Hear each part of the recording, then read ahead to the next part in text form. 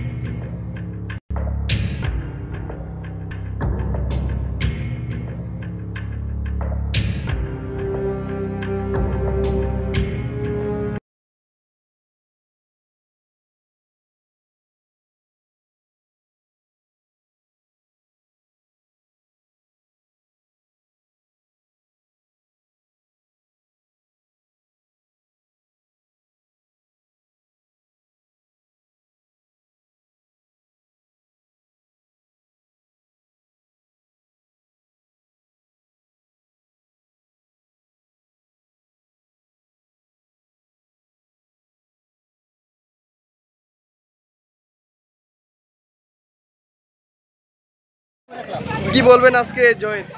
দেখুন, আমাদের আপনারা জানেন আমাদের দুটো পঞ্চায়েতের মধ্যে 8টি ওয়ার্ডে 13 জন প্রার্থী দাঁড়িয়েছিল এবং প্রতিদ্বন্দ্বিতা হয়েছে। তার মধ্যে আড়ালিয়াতে 8টার মধ্যে আমরা 4টা পেয়েছি, আর বিশ্রামগঞ্জে 5 জন প্রার্থীর মধ্যে আমরা 3 জন প্রার্থী আমাদের জয়ী হয়েছে।